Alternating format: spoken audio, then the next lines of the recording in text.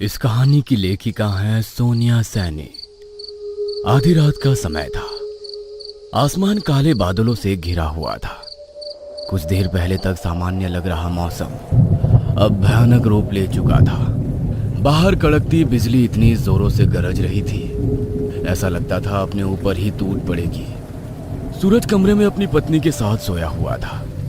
अचानक ही देर रात गए उसकी नींद टूटती है तो उसे महसूस होता है जैसे खिड़की के कांच को कोई जोर जोर से पीट रहा हो। चौंक कर सूरज खिड़की की तरफ देखता है तो उसे कांच के पीछे एक भयानक सी आकृति नजर आती है। कमरे में फैली मध्यम रोशनी में कांच पर दिख रहे उस आकृति को देखकर सूरज के शरीर में ठंड की एक लहर सी दौड़ जाती है। थोड़ी हिम्मत जुटाकर सूरज लालटेन उठाकर खिड़की को थोड़ा और नजदीक से देखने की कोशिश करता है तो पता चलता है खिड़की के कांच पर अब कोई आकृति नजर नहीं आ रही थी, लेकिन खून की छींटें कांच पर दिखाई दे रहे थे। कुछ देर पहले तक कांच को खटखटाने की जो आवाज सुनाई दे रही थी वो भी अब बंद हो गई थी। सूरज को कुछ समझ में नहीं आ रहा था। अनजान जगह है, सुनसान हवेली, और अचानक से ये भयानक दृश्य उसके दिमाग ने मानो काम करना बंद कर दिया था। इतनी रात को वो किसी से मदद भी नहीं मांग सकता था, इसलिए वो एक बार फिर आंखें बंद करके अपनी पत्नी के बगल में करवट लेकर लेट जाता है और सोने की कोशिश करने लगता है। कुछ देर बाद एक बार फिर से अजीबो गरीब सी आवाज सुनकर उसकी नींद खुलती है।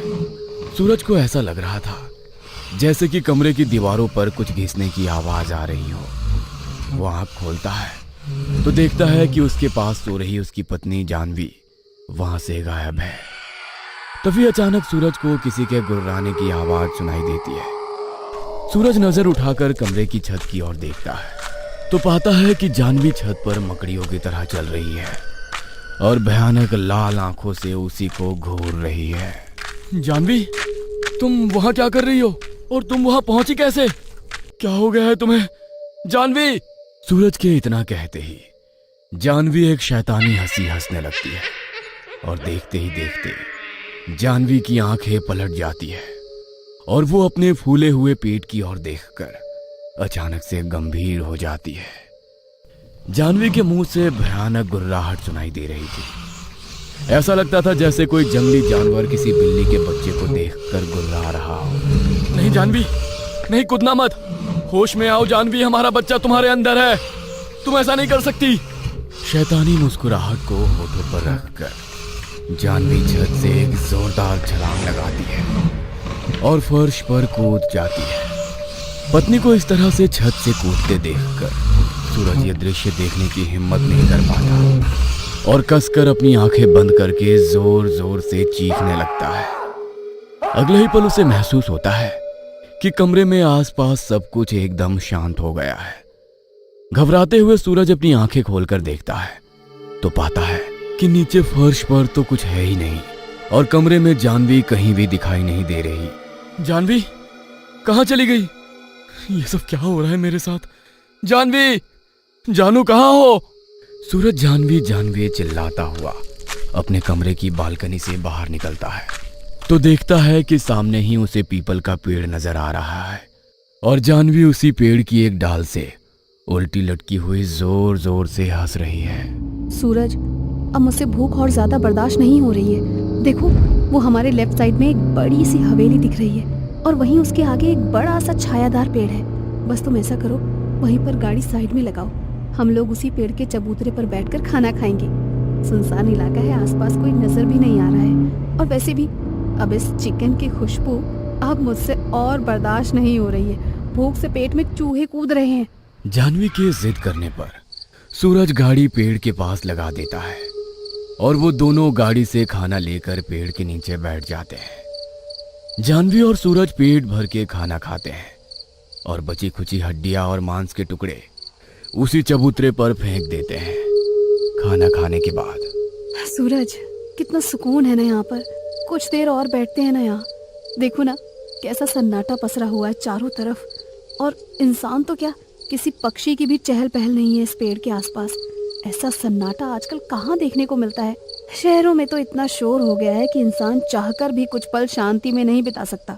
जानवी की बात मानकर वो दोनों कुछ देर और वहीं पर बैठ जाते हैं। थोड़ी देर बाद, जानवी, दिन बहुत तेजी के साथ ढलता जा रहा है, अब हम लोगों को यहाँ से चलना चाहिए।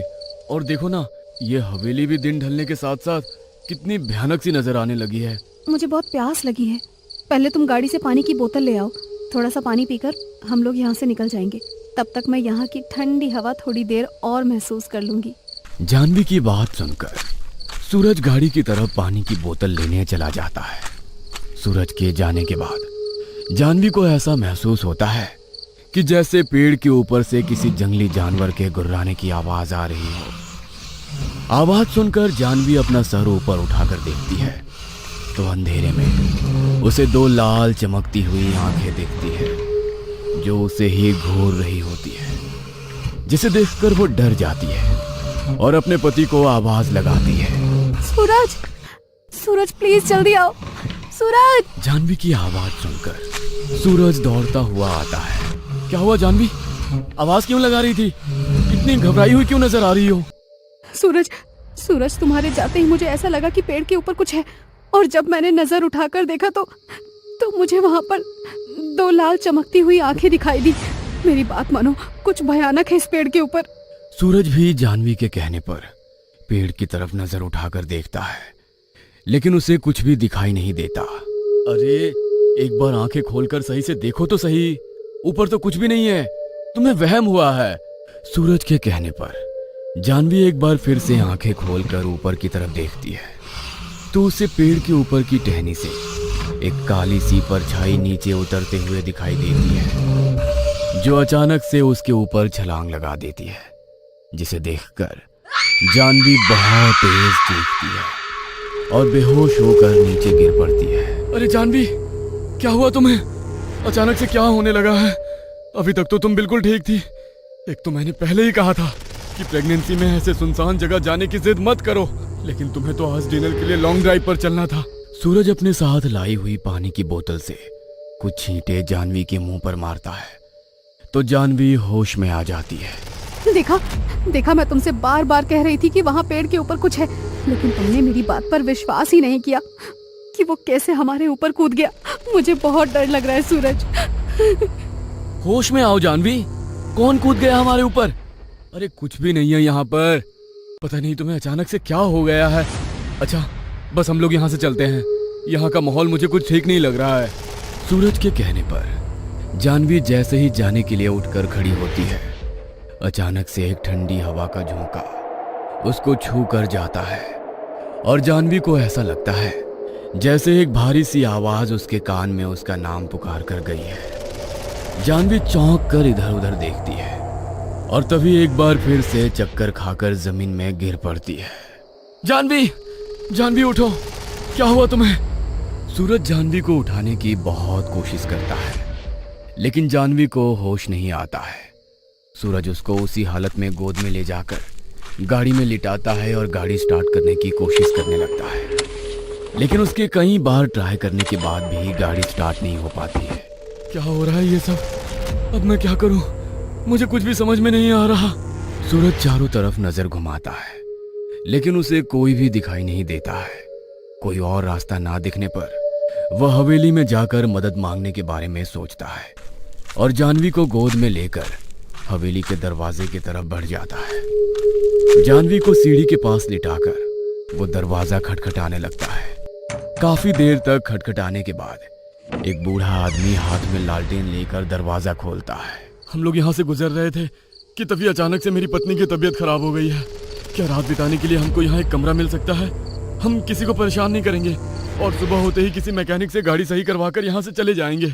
देखो, इस हवेली में वैसे तो कोई नहीं रहता है, पूरी हवेली खाली ही तो पड़ी है। आप चाहे तो यहाँ रात बिता सकते हैं, लेकिन एक बात का ख्याल रखना, रात के समय अपने कमरे से बाहर ना निकलना, और खास तौर पर हवेली के सामने जो पीपल का पेड़ है उसकी तरफ देखना भी मत। आपके कहने का मतलब क्या है? ऐसा क्या है वहाँ पर? कुछ नहीं साहब, उधर गहरा कुआं है ना, और यहाँ पर रोशनी की सही व्यवस्था नहीं है, बस इसीलिए मैं सावधान करने के लिए ऐसा कह रहा था। बाकी आप शहर के पढ़े लिखे लोग हैं, समझदार हैं, अपना भला बुरा समझते ही हैं। मेरी पत्नी की तबीयत अचानक से खराब हो गई है, क्या यहाँ पर आसपास कोई डॉक्टर मिलेगा?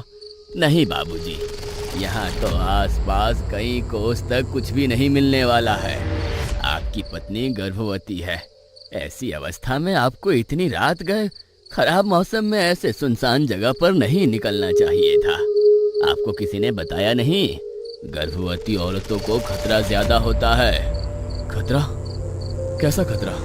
सूरज की बात के जवाब में उस चौकीदार ने एक गहरी सी नजर जानवी के ऊपर डाली और फिर चुप हो गया। उस आदमी की रहस्यमयी सी बातें सुनकर सूरज को कुछ अजीब सा महसूस हो रहा था, लेकिन फिलहाल उनके पास कोई और ऑप्शन भी नहीं था, इसलिए वो हवेली में रुकने के लिए तैयार हो जाता है।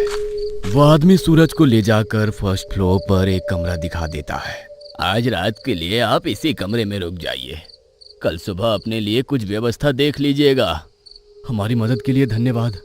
उस आदमी के जाने के बाद सूरज जानवी को गोद से उतारकर बिस्तर पर लिटाता है और उसके चेहरे पर पानी छिड़ककर उसको होश में लाने की कोशिश करता है। थोड़ी देर बाद जानवी को होश आ जाता है। जानवी, हमारी गाड़ी स्टार्ट नहीं हो रही थी, तो मजबूरी में मुझे तुम्हें लेकर हवेली के अंदर आना पड़ा। चिंता मत करो, तुम यहाँ पर सेफ हो। सूरज, मुझे यहाँ पर कुछ ठीक सा नहीं लग रहा है। प्लीज प्लीज चलो यहाँ से, मैं ठीक हूँ अब। अरे मैं तुमसे बता रहा हूँ ना कि हमारी गाड़ी खराब हो गई है, कैसे जाएंगे हम लोग यहाँ से रात में? अब आज की रात तो हमें यहाँ बितानी ही पड़ेगी, और ये सब मुसीबत में ना तुम्हारी जिद की वजह से फंसे हैं हम। अपने आगे किसी की सुनती ही नहीं हो तुम। सूरज के समझाने के बाद जानवी और सूरज वहीं पर सो जाते हैं। उन्हें लेटे हुए अभी थोड़ी देर ही हुई थी कि सूरज को ऐसा लगता है कि कमरे के दीवारों पर कुछ घिसने की आवाज आ रही है। वो आंख खोलता है तो देखता है कि उसके पास सो रही उसकी पत्नी वहां से गायब है। तभी अचानक सूरज को किसी के गुर्राने की आवाज आती है और वो नजर उठाकर कमरे की छत की तरफ देखता है तो पाता है कि जानवी छत पर मकड़ियों की तरह चल रही है और बिल्कुल लाल आंखों से उसी को घूर रही है। जानवी, तुम वहां क्या कर रही हो और तुम वहां पहुंची कैसे? सूरज के इतना कहते ही जानवी एक शैतानी हंसी हंसने लगती है और देखते ही देखते जानवी की आंखें पलट जाती है और वो अपने फूले हुए पेट की ओर देखकर अचानक से गंभीर हो जाती है। नहीं जानवी, नहीं, कूदना मत, होश में आओ, हमारा बच्चा तुम्हारे अंदर है, तुम ऐसा नहीं कर सकती। शैतानी मुस्कुराहट अपने होठों पर रखकर जानवी एक जोरदार छलांग लगाती है और फर्श पर कूद जाती है। पत्नी को इस तरह छत से कूदते देखकर सूरज आंखें बंद करके जोर जोर से चीखने लगता है। अगले ही पल उसे महसूस होता है कि कमरे में आसपास सब कुछ एकदम शांत हो गया है। घबराते हुए सूरज अपनी आंखें खोलकर देखता है तो पाता है कि नीचे फर्श पर तो कुछ है ही नहीं और कमरे में जानवी कहीं भी दिखाई नहीं दे रही है। जानवी कहाँ चली गई? ये सब क्या हो रहा है मेरे साथ? जानवी! सूरज जानवी चिल्लाता हुआ अपने कमरे की बालकनी से बाहर निकलता है तो देखता है कि सामने ही उसे वो पीपल का पेड़ नजर आ रहा है और जानवी उसी पेड़ की एक डाल से उल्टी लटकी हुई जोर जोर से हंस रही है। यह दृश्य देख सूरज के पांवों के नीचे से मानो जमीन खिसक जाती है और वो किसी तरह खुद को संभालते हुए जानवी चिल्लाता हुआ अपने कमरे से बाहर की ओर भागने लगता है। तभी उसे हवेली के केयरटेकर रामू काका सामने से लालटेन लिए उसकी ओर आते दिखाई देते हैं। क्या बात है साहब, कोई समस्या है क्या? आपके कमरे से चीखने चिल्लाने की आवाज आ रही थी, सब ठीक तो है ना? मेरी पत्नी जानवी वहां पीपल के पेड़ पर। इतना कहकर सूरज पसीने से भीगने लगता है। आपसे कहा था ना साहब, उस पेड़ की तरफ मत देखना, लेकिन आप शहर के बाबू लोग किसी की बात सुनना ही नहीं चाहते। पहले गलती करते हैं, फिर जब भुगतने का समय आता है तो रोते हैं। सूरज अभी रामू काका से बात कर ही रहा था कि तभी उसे सामने से जानवी आती हुई नजर आती है। क्या बात है सूरज, तुम इतने घबराए हुए क्यों नजर आ रहे हो? जानवी, तुम तो वहां नीचे पेड़ के पास थी ना, इधर से कहां से आ रही हो? ये सब क्या हो रहा है मेरे साथ? अगर तुम यहाँ हो तो वो कौन थी? अरे मैं वहाँ पेड़ के पास क्यों जाऊंगी?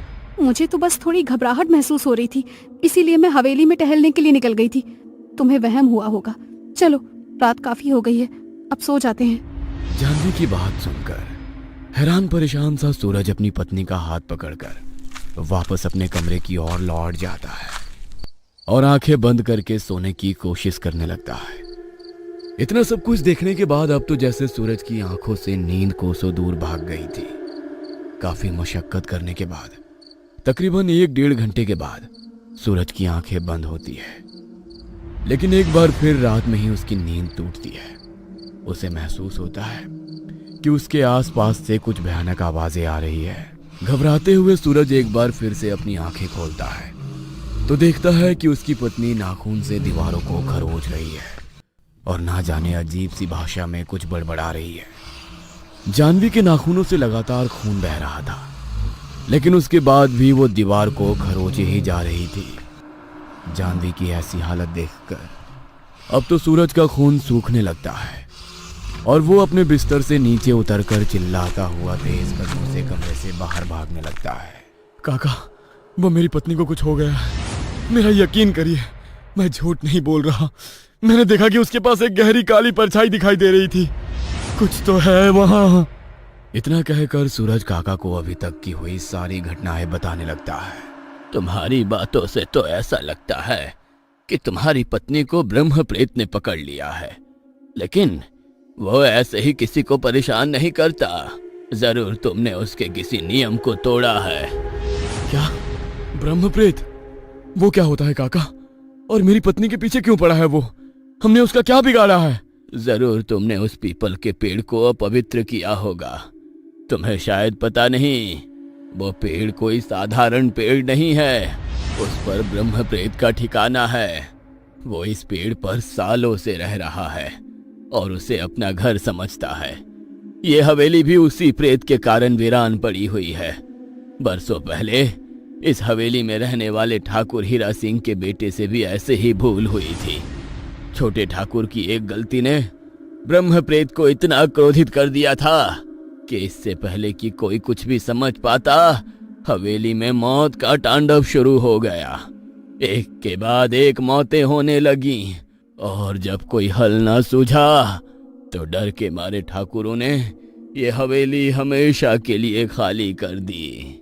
इतना ही नहीं, इस हवेली के आसपास कोसों दूर तक इंसान तो क्या, परिंदा भी पर मारने से घबराता है। तुम्हें ब्रह्म प्रेत की शक्तियों का अंदाजा नहीं है। उसकी एक नजर पड़ने से हरा भरा पेड़ सूख कर ठूंठ हो जाता है। तुम जानते नहीं किस बला से सामना हुआ है तुम्हारा। काका की बात सुनकर सूरज बहुत ज्यादा घबरा जाता है। लेकिन काका, कोई उपाय तो होगा ना जिससे मैं अपनी पत्नी और होने वाले बच्चे को बचा सकूं। मेरी पत्नी गर्भवती है, भगवान के लिए कुछ करिए। मैं अपनी पत्नी और नन्हे से बच्चे को कुछ नहीं होने दे सकता। सूरज की बात सुनकर काका उसे एक तांत्रिक के पास ले जाते हैं। मैंने अपनी सिद्धियों से पता लगा लिया है, उस पेड़ पर बहुत ही शक्तिशाली ब्रह्म प्रेत रहता है। उसकी ताकत के आगे कोई सामान्य इंसान टिक नहीं सकता।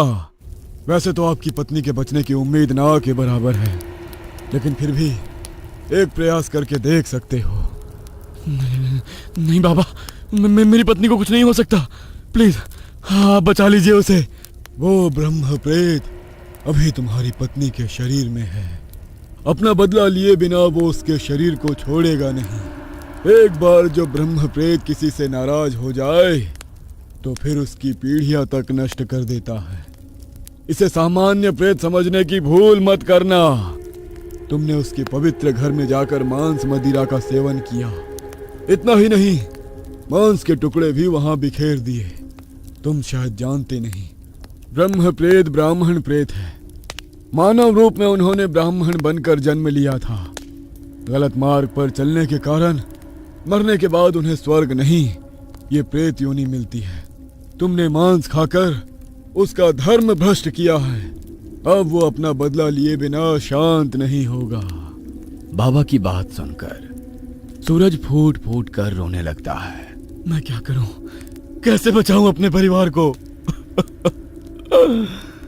ठीक है, एक अंतिम उपाय है। तुम्हें चलकर उसी पेड़ के नीचे शांति पाठ करना होगा, जहां पर बैठकर तुमने ब्रह्म प्रेत को मांस खाकर उकसाया था। अपनी भूल के लिए तुम्हें 100 बार नाक रगड़कर माफी मांगनी होगी। हो सकता है ब्रह्म प्रेत का क्रोध शांत हो जाए, लेकिन ऐसा भी हो सकता है कि उसका क्रोध बढ़ जाए और वो हम पर हमला करके हमारी जान ले ले। सोच लो, मौत को गले लगाने जा रहे हो। हम तो अघोर साधु हैं, हमें मृत्यु का डर नहीं, किंतु तुम गृहस्थ हो। अपना मन पक्का करके जवाब दो।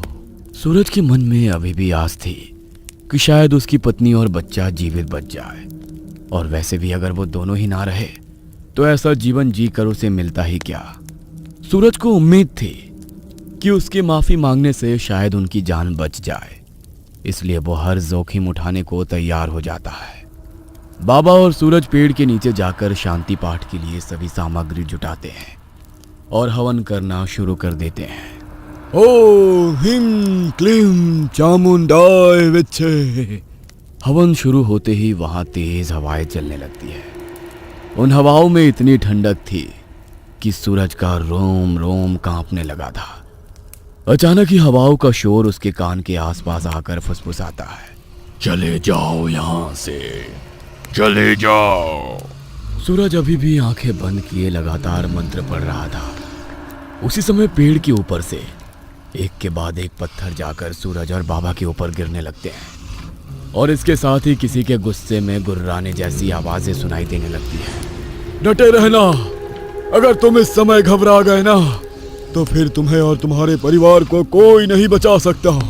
पत्थरों के मार सहते हुए भी सूरज लगातार उस पाठ को करता ही जा रहा था। पाठ खत्म होने के बाद सूरज हाथ जोड़कर रोते हुए ब्रह्म प्रेत से अपनी गलती के लिए माफी मांगने लगता है। मैं अपनी भूल के लिए क्षमा मांगता हूँ। मेरे परिवार की जान बख्श दो। आपका अपमान करने का मेरा कोई इरादा नहीं था। अपनी भूल की माफी के लिए यह बच्चा आपके चरणों में 100 दीपक अर्पित करना चाहता है। आप अपना क्रोध छोड़कर इसकी भूल की माफी दे दीजिए।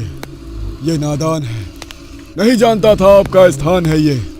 आप तो प्रेत राज हैं, आपसे कोई नहीं जीत सकता, इसलिए हम बस आपसे क्षमा याचना करने आए हैं।